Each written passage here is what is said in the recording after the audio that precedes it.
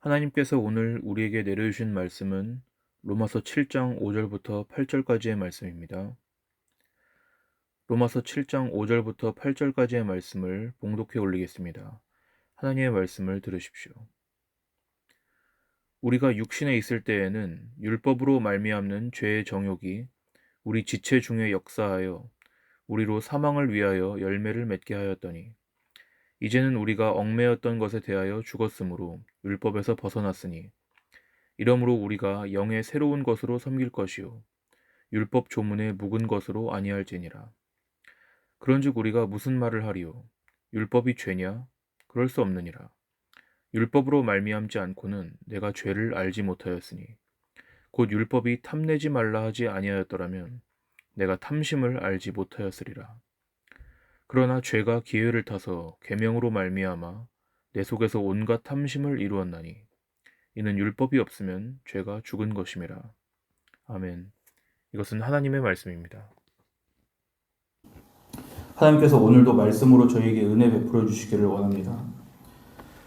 먼저 아주 중요한 진리를 말씀드리면서 시작하겠습니다. 성경은 하나님의 말씀입니다. 그런데 성경은 하나님의 말씀입니다 라는 이 뜻은요, 무엇이냐면요, 이런 뜻을 담고 있습니다. 먼저 성경은 하나님의 의에 대해서 가르치는 책입니다. 하나님의 말씀인 성경은요, 하나님의 의에 대해서 가르치는 책입니다. 그럼 반대로요, 인간의 의는 성경은 어떻게 다룰까요? 인간의 의에 대해서요. 성경은 인간의 의를 인정해 주지 않고요, 인정해 주지 않을 뿐만 아니라 인간의 의는 무시하고 짓밟아 버립니다. 저희가 만약 성경을 읽는 것이 또 교인으로서 신앙생활을 하는 것이 내 성품, 내 인품, 내 지식, 내 도덕, 내 생활을 좀 더 낫게 하기 위한 것이라고 생각하시면요, 제가 그 결과를 말씀드리겠습니다. 그렇게 믿는 사람은요, 예수님께서 어느 날 나타나셨을 때 예수님을 죽이려고 할 것입니다. 제가 너무 오버하는 게 아니냐고 되물으실 수 있는데요, 이건 제 사견이 아닙니다. 예수님 당시 유대인들을 한번 떠올려 보십시오. 유대인들은요, 여러분, 마귀 집단이 아닙니다. 유대인은 세상에서 가장 종교적인 사람들이고요, 어떤 민족보다도 하나님의 계시인 말씀을, 성경을 자기 품에 안고 살았던 사람들입니다. 그렇지만요, 정작 성경에 기록되어 있으신 메시아께서 오셨을 때 유대인들이 예수님을 어떻게 했는지를 여러분 잘 아시죠? 불과 며칠 전에 입성할 때 호산나 하고 환영하던 사람들이 이내 어떻게 됐습니까? 바라바 대신에 예수를 못 박으라고 소리치는 사람들로 폭도로 변했습니다. 근데 여러분, 이건요, 2024년 전에 이스라엘에서 우리와는 아무 상관없는 유대인들이 저지른 일이 아닙니다. 이건 당장 오늘 우리 안에서 일어나고 있는 일들입니다. 이 사람들이 근데 왜 돌변했죠? 한번 여러분 생각을 해보십시오. 예수를 십자가에 못 박아라 이렇게 소리치던 사람들 중에요, 그 사람들 무리 중에요, 예수님께서 그동안 무슨 말씀을 하셨는지 몰랐던 사람들만 한가득 모여 있었을까요? 예수님께서 치료해 주신 수많은 그 이름이 기록되지 않은 사람들이 있잖아요. 예수님께서 치료해 주신 사람이 대표적으로 누가 있다라고 성경에 기록되어 있지만 그 외에도 많이 예수님께서 병을 고치시고 또 말씀을 전하고 다니시지 않았겠습니까? 근데 그런 관련된 사람들이 그 무리 중에 없었겠냐고요. 혹은 예수님 덕에 자기 생활이 좀 더 나아진 사람들, 혹은 산상수훈 들었을 때 그 중에 있었던 사람들이 이 가운데 없었을까요? 지금 이 예수를 못 박으라고 소리치는 군중들 가운데는 그 사람들이 분명히 있었단 말입니다. 제가 이 사람들이 왜 이렇게 됐는지, 그리고 이 사람들 가운데에서 예수를 십자가에 매달라고 소리치도록 만든 그 본성이 오늘날 우리들 가운데도 여전히 동일하게 있다는 것을 설명드리도록 하겠습니다. 왜 그런지를요. 예수님께서 이제 부모님을 돕던 일을 마치시고 하나님 나라를 전파하기 시작하셨죠. 예수님께서는요, 성경이 계속 일관되게 증언하시듯이 한 가지 목적 때문에 오셨습니다. 자기 백성의 죄를 지시기 위해서요. 자기 백성의 죄를 지시기 위해 오셨습니다, 이 땅에. 그런데 이 자기 백성의 죄를 지시기 위해 이 땅에 오셨다는 말은 당연히 무슨 말을 포함하냐면요. 먼저 그 백성의 죄를 드러내신다는 말씀이 포함되어 있는 것입니다. 죄를 먼저 드러내지 않고는요, 그 죄를 예수께서 지시는지 알 도리가 없다는 것이죠. 제가 여러분께서 성경을 제대로 읽으시도록 하는 핵심 열쇠를 하나 드리도록 하겠습니다. 이것을 여러분 잘 기억하십시오. 하나님께서는요, 자기 백성들의 죄는 드러내시고요, 자기 백성이 아닌 자들은 그대로 죄를 두십니다. 드러내지 않고요. 다시요. 하나님께서는요, 하나님 백성들은 죄를 드러내시고요, 하나님과 관련 없는 백성들의 죄는 드러내지 않으신다고요. 이게 성경의 절대적인 법칙입니다. 하나님께서는 자기 백성이 아닌 자들의 죄는 드러내지 않으십니다. 그럼 당장 이런 반문을 하시겠죠? 아니, 세상 보면 하나님 모르는 것처럼 보이는 사람들도요, 그 사람들이 했던 잘못과 죄들이 밝혀져서 온 천하에 망신당할 때가 많잖아요. 근데 어째서 하나님께서 그들의 죄를 드러내지 않으신다고 말할 수가 있죠? 또는요, 제가 예수 믿고 신앙생활 오래 했더니 하나님께서는 제 부끄러운 과거와 제 죄들을 덮어주시던데요? 그걸 경험하게 되던데요? 이렇게 말씀하실 수가 있겠죠. 자, 보세요. 여기서 지금 죄를 드러내신다 혹은 죄를 감추신다는 뜻은 이런 의미가 아닙니다. 세상의 잘못이, 내 잘못이 공개되고 또는 잘 감춰지고 이런 의미가 아니라요. 하나님께서는 오직 자기 백성들에게만 죄가 무슨 의미인지를 참되게 가르쳐 주신다고요. 그게 무슨 뜻입니까? 죄가요, 이 죄라는 것이요, 저희가 일반적으로 상식적으로 생각하는 그런 것이 아니라는 것이죠. 저희가 신앙생활을 얼마나 오래 하고 얼마나 많이 권면을 받고 얼마나 죄의식을 느끼는지와는 이건 관계가 없습니다. 저희가 상식적으로 생각했을 때 그건 죄야, 그거 죄잖아, 이렇게 생각한 그 모든 죄들은요, 죄의 본질이 아닙니다. 정말 진짜 죄가 무엇인지를 가리키는 그림자들이죠. 그걸 모르는 사람들이 있잖아요. 여전히 죄 가운데 있는 것입니다. 여전히 죄가 무엇인지를 모르고 있기 때문에. 여러분, 구약의 어린 양이 뭘 상징하죠? 예수님을 상징하죠. 우린 지금 어떤 시대에 살고 있습니까? 저희는 신약 시대에 살고 있습니다. 시기적으로는요. 그럼요, 저희가 지금도 매 주일 예배 때마다 어린 양을 죽여서 그 피로 제사를 드리나요? 그런 형식은 버려졌죠. 왜입니까? 황소와 염소의 피가 죄를 능히 없이 하지 못한다고 히브리서에 기록되어 있지 않습니까? 그래서 온전한 희생 제물이 되신 예수께서 그간 동물들을 죽여서 행해오던 그 제사의 참된 의미를 영단번에 완수하셨기 때문이잖아요. 달리 말해서 신약 시대를 살고 있는 저희는 구약의 희생 제물들을 이젠 더 이상 희생 제물 자체로 보는 게 아니죠. 그것들을 통해 예수를 보고 예수를 통해서만이 그 제물들이 해석이 된단 말입니다. 근데 왜 구약이 말씀하시는 죄들에 대해서는 그것들을 역시 예수를 통해 보지 않고 여전히 구시대적이고 구약적인 관점에서 해석하시냐고요. 혹시라도 여러분 구약 신약, 제가 이렇게 구약 신약 하니까 꺼림칙해 하실까봐 말씀드리는데 전 세대주의자가 아닙니다. 세대주의라는 건 간단히 말씀드리면요, 하나님의 통치와 구원 방식이 세대마다 다르게 적용된다는 걸 세대주의라는 것이고요. 저는 지금 구약을 신약의 빛 안에서 바라봐야만 한다고 말씀드린 중입니다. 하나님의 통치와 구원의 원리는 항상 같습니다. 구약에도 동일했고 신약에도 동일한 이 원리 중 하나가 무엇이냐? 다시 말씀드립니다. 아까 말씀드린 거요. 하나님께서는 자기 백성들에게만 죄가 무엇인지를 가르쳐 주신다고요. 저희가 어렸을 때부터 죄라고 배우던 것들, 성경이 또 죄라고 말씀하는 것들, 율법에 의해서 금지된 것들을 하고 말고 하는 것, 다 죄가 맞습니다. 근데요, 그것들은 하나님께서 말씀하시는 죄의 원형이 무엇인가를 가리키는 손가락들이라고요. 뿌리가 아니라요. 무슨 뜻인지 이렇게 설명을 해보겠습니다. 여러분께서요, 정말 살아생전 선행을 많이 하셨습니다.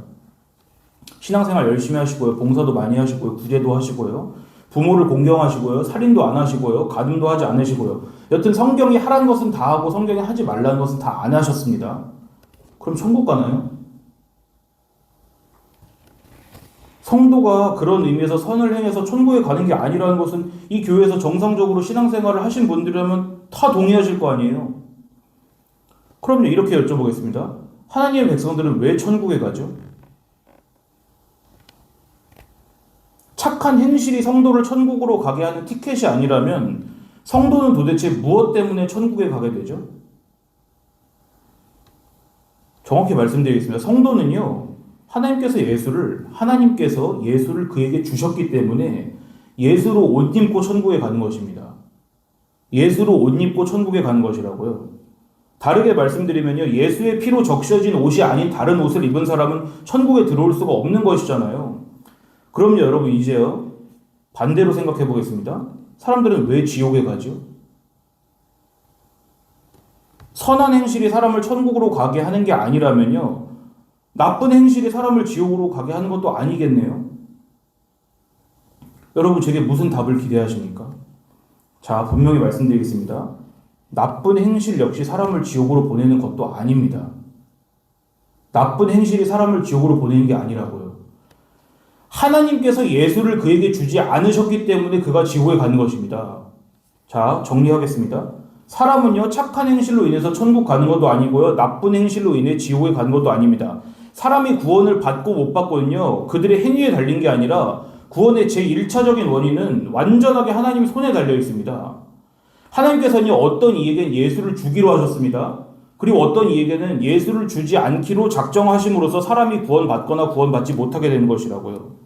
그럼요, 저는 지금 이 말씀을 왜 드리고 있을까요?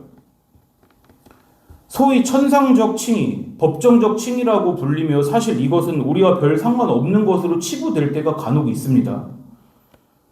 근데 저는 이 말씀을 왜 여러분께 오늘 드리고 있냐고요. 그건요, 저희가 이 말씀을 들을 때 저희 가운데 있는 죄성이 활활 불타오르는 것을 가장 강렬하게 체험하게 되기 때문이거든요. 제가 방금 말씀드린 것처럼 우리의 선행이나 우리의 죄 때문에 하나님께서 우리를 천국과 지옥에 보내시는 게 아니라 예수를 주셨는가 예수를 주지 않으셨는가의 여부로 사람이 구원받거나 구원받지 못하는 것을 딱 들으실 때 저희가 무슨 생각을 하게 됩니까? 어떤 느낌을 받으시나요? 아주 지당하고 공평하고 합리적으로 들리세요? 그게 아니실 거예요. 아니 뭐 저런 편파적이고 불합리한 교리가 다 있어. 아니 저 사람이 잘 뭘 몰라서 이렇게 얘기하는 거겠지. 이렇게 생각하시게 되지 않습니까? 만약에 저희가 저희 선행이나 죄 때문이 아니라 오직 우리에게 예수가 있다는 사실만으로 하나님께 구원받는다는 것이 여러분 믿어지시면 여러분 복 받으신 것입니다. 그렇지만요, 먼저 내가 복 받았구나 이렇게 너무 섣부르게 생각하시기 전에요, 정말 내가 이 사실을 들으시고 또 알고 내가 이거를 누구에게 전할 만큼 복된 소식인지 잘 모르시겠거나 찝찝하시다면요, 그건 정말로 아직 성령에 대해 잘 모르고 있는 것이라는 것을 우리가 솔직하게 인정해야 하는 것입니다. 제가 서두에 이렇게 말씀을 드렸죠. 성경은요, 우리의 의가 아니라 하나님의 의에 대해 기록된 책이라고요. 그 하나님의 의를요, 하나님께서 낮추셔서, 말하자면 몸을 굽히셔서 우리가 알아들을 수 있는 언어로 쓰신 것뿐입니다.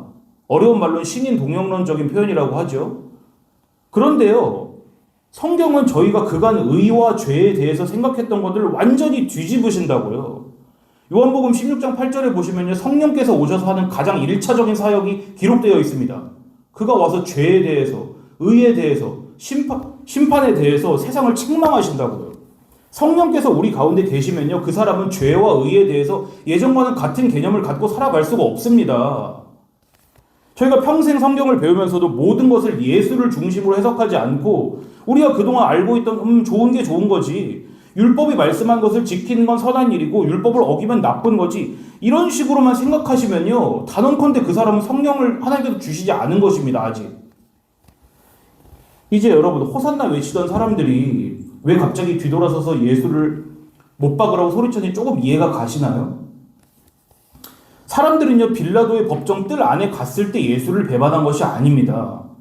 이미 요한복음 6장 시점에서요, 예수를 따르던 거의 모든 사람들이 예수님께 등을 돌렸습니다. 근데요, 여러분, 그때 예수님께서 무슨 말씀을 하셨길래 등을 돌렸는지 아세요? 그 시작은 여러분께서 아주 잘 아시는 말씀입니다. 저희 매번 성찬식 때 듣는 그 내용입니다. 살아계신 아버지께서 나를 보내심에 내가 아버지로 말미암아 사는 것 같이 나를 먹는 그 사람도 나로 말미암아 살리라. 이것은 하늘에서 내려온 떡이니 조상들이 먹고도 죽은 그것과 같지 아니하여 이 떡을 먹는 자는 영원히 살리라. 자, 이것을 당시에 들었던 사람들은요, 이 말씀 딱 하시니까 이상한 낌새를 딱 칩니다. 저희는 성찬식 때 이 말씀 들으니까 너무 은혜스럽죠? 근데 이걸 당시에 들었던 사람들은, 이거 지금 이상한데? 이렇게 생각했다고요.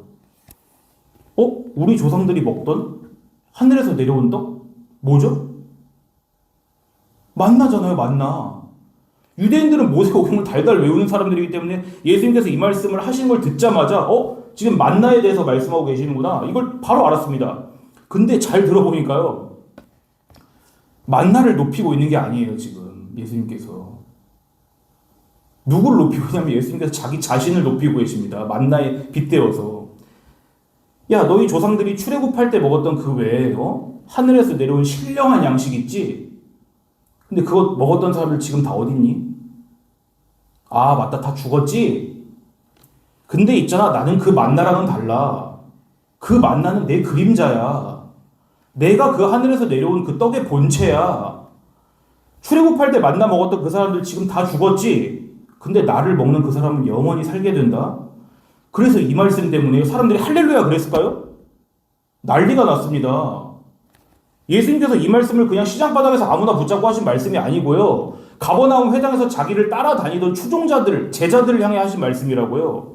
그런데도 사람들이 이 말씀을 받아들이기 어렵다고 논쟁이 일어났습니다. 제자 중 여럿이 듣고 말하되 이 말씀은 어렵도다. 누가 들을 수 있겠나? 그러니까 그걸 보시고 예수님께서 말씀하시죠. 중간에 더 하신 말씀이 있습니다만 결론적으로 이렇게 말씀하셨습니다. 내가 한 이 말이 너희한테 걸림이 되냐? 그리고 쐐기를 박으시죠. 전에 너희에게 말하기를 내 아버지께서 오게 하여 주지 않으시면 누구든지 내게 올 수 없다 하였노라. 이 말씀을 듣자마자 어떻게 됐냐면 다 떠났습니다. 다 떠났어요. 12명 남고요. 그러니까 예수님께서 너희도 가렸느냐 그러셨죠. 보십시오. 지금 이 말씀이 저에게 뭘 가르치십니까? 사람들은요 다 저마다 각자의 의를 가지고 있다고요. 다요. 자기가 생각하는 정의라는 게 있고요. 그걸 예수님께서 만족시켜 주실 거라고 은근히 기대하고 있습니다. 예수님은 선한 일을 하실 거라고 생각을 해요. 좀 어려운 말을 쓰시면요. 내 정의를 예수님께 투사하는 것입니다. 그리고 예수님을 따라다닌다는 거죠. 이 사람들은요. 몸으로 볼 때는 자기네들이 예수님을 따라다니는 것 같지만 실상은 자기들의 목적을 위해서 예수님을 데리고 다니는 것입니다. 그런데 이 저마다 각자의 의를 가지고 있는 사람들은 잘 보십시오. 세상 사람들이 아니었습니다. 예수님을 따른 예수님 제자들이었다고요. 교회 안에도 이런 사람들이 있을 수 있다고요. 그리고 이 사람들은 예수님께서 정말로 무슨 목적을 위해 오셨는지 지금 이 예수라는 사람이 내가 원하는 나의 의를 이루어주기 위해 온 게 아니네? 완전히 반대네? 이 사람이 여기 온 이유가 내가 그런 식으로 생각하는 사람이구나라는 걸 드러내기 위해 왔다는 걸 알아차린 순간에 다 등을 돌리고 떠나갔죠. 그리고 그것이 빌라도의 법정에서 십자가에 못 박으라고 하는 원동력이 되었던 것입니다. 지금 예수님께서는요, 우리가 매번 성찬식 때마다 듣는 이른바 생명의 떡 말씀을 하시면서 정말 무슨 말씀을 하고 계신 것이죠? 다시 정리하자면 이렇습니다. 너희가 나한테 구하는 그것, 나에게 바라는 그것들, 그건 다 세상의 떡이야. 사람이 떡으로만 살 것이 아니요 하나님의 입에서 나오는 모든 말씀으로 살 것이니라라고 했을 때 너희는 그 앞에 걸 구하고 있는 거야. 생명의 떡은 나 자신이야. 너희가 구할 유일한 떡은 나 예수야. 그리고 다시요. 이 말씀을 들은 사람들 다 어떻게 됐다고요? 다 떠났다고요. 그럼요 여러분. 남아가지고 예수님 끝까지 따랐던 그 12명은 정말 끝까지 따랐나요? 아니에요. 겟세마네 동산에서 정말로 예수님 실체를 봤을 때 다 도망갔죠. 어떤 사람은요, 그 이불 같은 거 걸치고 왔다가 그거 붙잡으니까 알몸으로 도망갔습니다. 자, 이제 여러분 이제 신경을 대단히 긁을 수 있는 이야기를 좀 드리겠습니다. 이 나의 의라는 것은요, 항상 우리가 생각하는 막 그런 이기적이고 좀 추잡하고 그런 목적이 아닐 수도 있습니다. 저희는 뭔가 막 불을 막 이렇게 막 추구하고 그러면은 또 아니면 막 여자를 막 밝힌다는 이런 것만이 꼭 그 사람의 어떤 욕망이라고 생각하시기가 쉬운데요. 오히려 이 나의 의라는 건요 대단히 고상하고 영적이고 선해 보일 때가 훨씬 많습니다. 어떨 때는 성경적으로 보일 때도 있어요. 내 의가요. 일례로 우리는요, 교회에서 여러 가지 선한 가르침을 듣고 배웁니다. 죄 짓지 말아라. 죄 지으면 성도라도 이 땅 가운데서 다 그 죄값을 치르고 가게 된다. 좋은 말씀입니다. 혹은 또 같은 의미지만 표현을 바꿔보겠습니다. 하나님께서 지키라고 주신 율법과 말씀들을 잘 지키면 그에 따라 약속하신 복들을 받게 된다. 그런데 제가 이에 대해서 질문 하나 드릴게요. 그게 정말로 우리로 하여금 참된 의미에서 죄를 짓지 않도록 만드나요? 죄 지으면 벌을 받는다는 그 사실 때문에 죄를 짓지 않는 것이 정말로 성경 말씀을 지키는 것입니까? 혹은요, 하나님 말씀대로 살면 그에 따라서 약속된 복을 받게 된다는 말씀에 따라 사는 것이 성경 말씀을 지키며 사는 것인가요? 그건 성경 말씀을 지키는 게 아니에요. 그게 지금 누구를 위해 말씀을 지키고 있는 것입니까? 나조차고 하는 것입니다. 나조차고요. 오늘 본문을 한번 보십시오. 로마서 7장 다시 보겠습니다. 5절에요. 자, 우리에게 뭘 하라, 뭘 하지 마라라고 하시는 신구약의 모든 선한 율법의 말씀이 오늘날 정말로 우리에게 무엇을 가르치시는지를 성령님께서 알려주시길 간절히 원합니다. 율법은요, 우리가 그걸 지켜서 복 받으라거나 아니면 어기면 벌 주겠다고 으름장 놓기 위해 저에게 주신 게 아닙니다. 율법은요. 율법의 1차적인 목적은요, 우리 죄를 드러내는 데 있습니다. 율법이 어떤 의미에서 우리 죄를 드러내는지 간단하게 설명을 해드릴게요. 만약에 여기 살인하지 말라는 계명이 있습니다. 제 6계명이죠. 여기 살인해 보신 분들 계시냐고 제가 저번에 설문조사 했을 때 아무도 안 계셨습니다. 자, 그러면 우리는 최소 10계명 중에서 6번째 계명은 어긴 일 없이 잘 지키고 계신 거죠. 그럼요, 우리는 이렇게 됩니다. 내가 6계명을 잘 지키고 있구나. 난 하나님의 명령을 어기지 않았구나. 율법 잘 지키고 있구나. 그렇게 생각하는 우리를 비춰주는 것이 율법이 하는 역할입니다. 그게 율법이 우리의 죄를 드러내는 어떤 하나의 방식입니다. 내가 그걸 어기지 않았기 때문에 그걸 잘하고 있다. 난 잘하고 있어. 난 하나님을 섬기고 있어. 난 하나님의 계명을 지키고 있어. 난 의롭다. 이렇게 스스로 인정하도록 함으로써 우리 죄를 드러내는 게 율법의 기능이라고요. 율법은 이제부터는 율법 어긴 것은 죄, 지킨 것은 선 이렇게 생각하는 사고 자체를 버려보십시오. 하지만 안 되실 것입니다. 성령께서 도와주시지 않으면 절대 안 됩니다. 그렇지 않으면요, 우린 이 율법의 이 기능에 대해서 여전히 무지한 채 그냥 우리 양심과 도덕, 마치 거듭난 것처럼 여겨지는 심령이 하라는 대로 하면서 살게 되거든요. 그게 여러분 이 땅의 떡을 구하는 것입니다.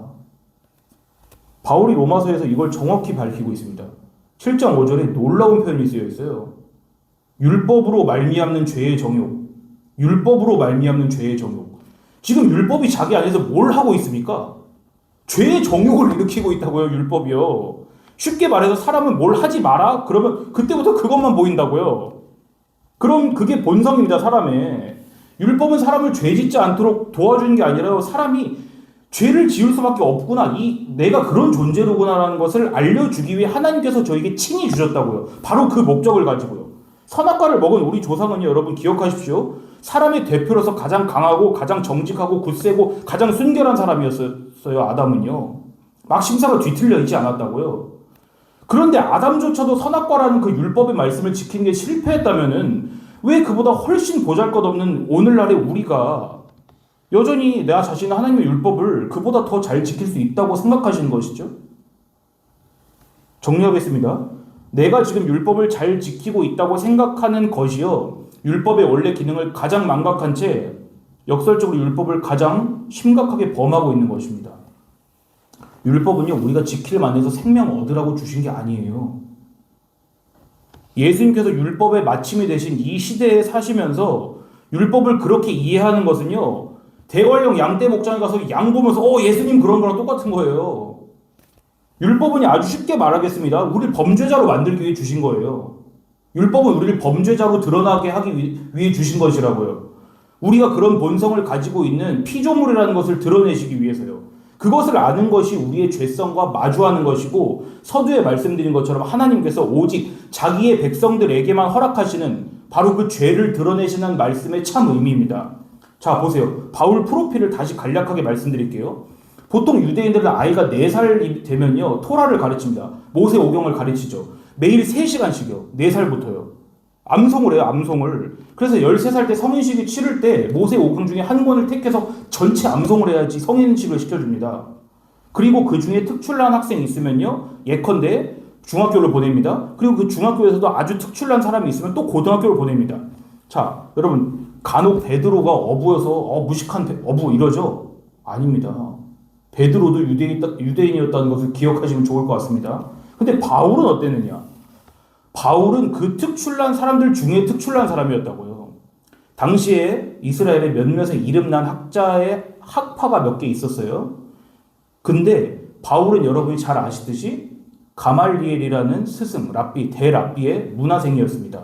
자, 가말리엘 학파다. 바울은 나는 가말리엘 학파야 라고 했을 때 그게 무슨 의미냐면요.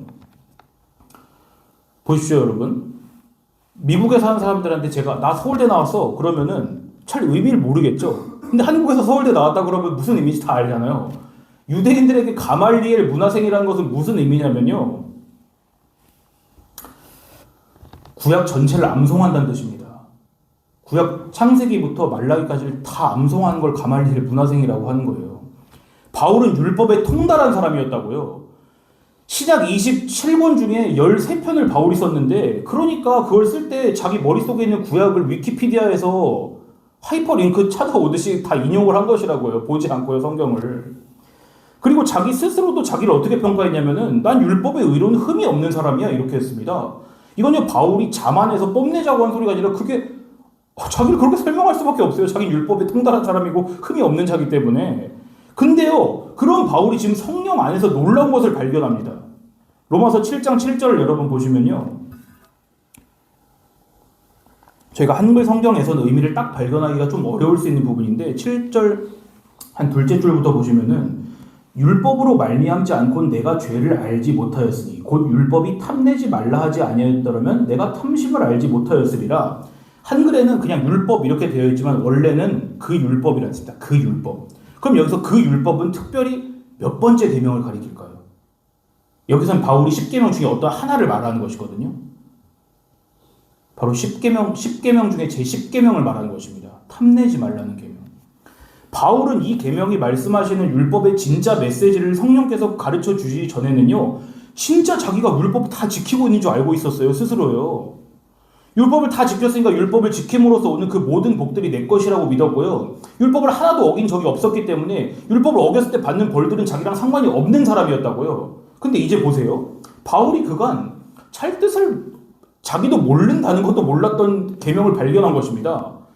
이건요 나머지 9계명들처럼 껍데기만이 아니라 인간 내면을 들여다보도록 하는 법이었죠. 이게 바로 마지막 계명인 탐내지 말라 하시는 그 계명이었습니다. 이건 여러분 그냥 너희 탐심 부리지 마, 너희 욕심 부리지 마 이런 단순한 말씀이 아닙니다. 이 말씀이 지금 뭘 드러내고 있는지를 말씀드릴게요. 제가 아주 쉽게 설명을 해드리겠습니다. 자, 여러분 10초를 드릴 텐데 10초 동안요 여러분 머릿속으로 코끼리 생각하지 말아보세요. 자, 이제 10초 동안 코끼리를 생각하시면 안 됩니다.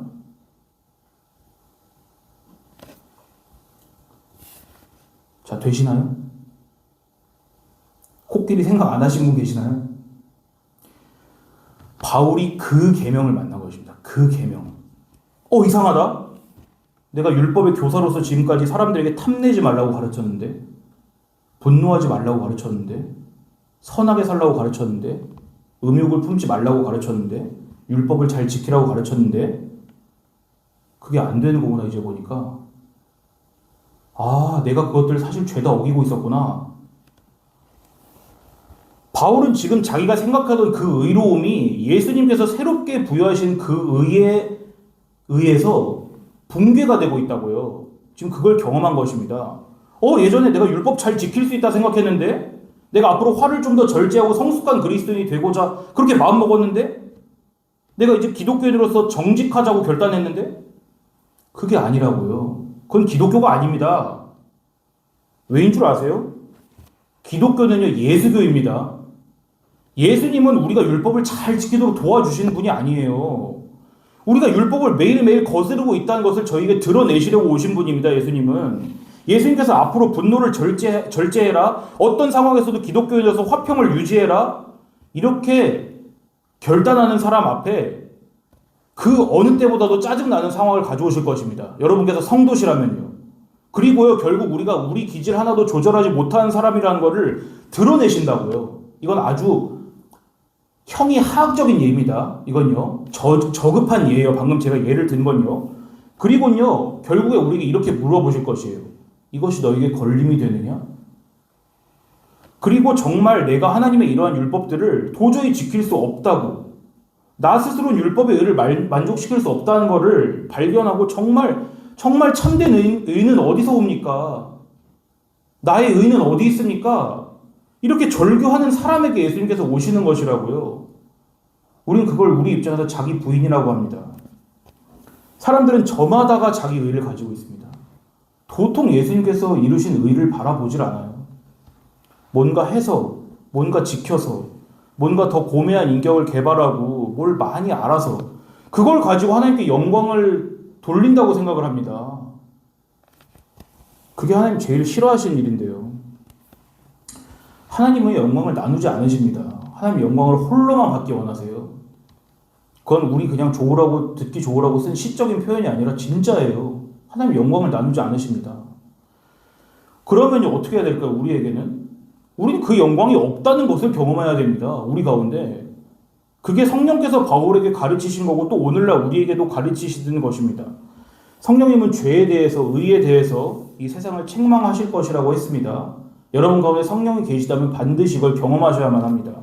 세상은요, 여기서 세상을 책망하실 때 세상은 불특정 다수가 아닙니다. 저와 여러분 한 사람 한 사람을 말씀하시는 것이죠. 그리고 하나님은요, 사람 가운데서 단 하나의 의만 보십니다. 그 의는 바로 예수 그리스도십니다.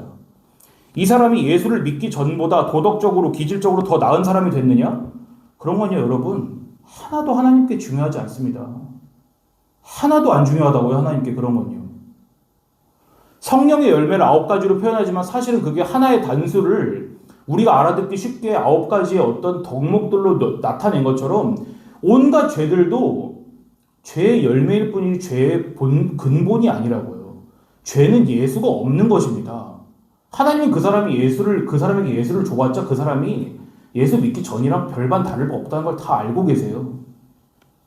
그건 기독교가 말하는 성화랑도 아무런 관련도 없다는 것을 여러분 기억하시기 바랍니다. 성화는요, 내 죄가 예수 그리스도 앞에서 날마다 선명해지는 것을 말씀하는 것입니다. 그것이 성도의 자기 부인이고요. 이 자기 부인은요, 별로 즐겁지 않습니다, 여러분. 내가 나를 마주하고 내가 하나님께 대면했을 때, 빛이 주님 앞에 있을 때 내 뒤에 있는 그림자가 찢어지는 걸 보는 게 별로 유쾌한 경험이 아니라고요. 그러니까 여러분, 내가 점점 어제보다 나은 사람이 되느냐? 잘 보십시오. 즐겁습니다, 그건요. 그건 자기 부인이 아닙니다. 성경이 말씀하는 자기 부인은요, 내가 점점 하나님 앞에서 이런 죄인이로구나. 내가 이러이러한 죄들을 지었기 때문이 아니라 내가 이러한 죄들 앞에서 예수를 바라보지 않고 내가 계속 나의 의로 하나님께 나아가려고 하는 이런 죄성을 가지고 있는 사람이구나. 이것을 깨달아가는 것이 사실은 성화의 참된 의미라고 할 수가 있습니다. 이게 자기 부인입니다. 하나님께서는 반드시 하나님의 백성을요, 이 길로 몰아가십니다. 넓은 길로 가지 말고 좁은 길로 가라. 이 말씀은요, 넓은 길 여기 있네, 좁은 길 여기 있네. 저희가 이거 판단할 수 있다는 뜻일까요? 그거 아닙니다. 반드시 하나님께서 자기의 양들을 그 좁은 길로 몰아 넣어 가시겠다는 하나님의 의지라고요. 이것이 예수를 주시는 것이 하나님의 의입니다. 오늘 여러분 기도 때 각자 가지고 나오신 기도 제목들 다 있으시겠지만 무엇보다도 하나님께서 예수로만 말미암은 이 의를 우리에게 알려주시기를 간절히 기도하시면 좋겠습니다. 기도하겠습니다. 하나님 아버지, 주님께 참으로 감사를 드립니다. 하나님께서 성령을 통해서 또한 성경 말씀을 통하여서 저에게 죄에 대하여 또한 의에 대하여 가르치시지 않으면 세상에 그 어떤 선한 사람이, 어떤 현명한 사람이 그것을 깨달아 알 수 있겠습니까? 주님, 가장 뛰어난 석학과 가장 뛰어난 바리새인이었던 바울조차도 하나님의 율법이 참으로 말씀하시는 것을 알지 못하다가 오직 성령 하나님께서 그 마음 가운데 예수가 누구신지 계시해 주셨을 때 자기의 죄를 비로소 보게 되었음을 저희가 배웠습니다. 하나님, 오늘도 저희에게 동일한 성령님께서 함께하여 주셔서 우리의 그간 행했던 모든 의와 우리의 행위로 말미암는 의로움이 오늘 하나님 앞에 다 내려놓아지고 우리의 그런 행위를 보지 않으시고 우리 가운데 주신 예수만을 보시는 하나님께서 우리를 오늘도 구원하고 계시며 하나님의 나라와 또한 자기 부인의 길로 신실하게 이끌고 계심을 성도가 두 눈으로 확인할 수 있도록 복 내려 주옵소서. 우리를 사랑하셔서 십자가에서 모든 물과 피를 쏟아 죽으신 예수 그리스도의 이름으로 기도드리옵나이다. 아멘.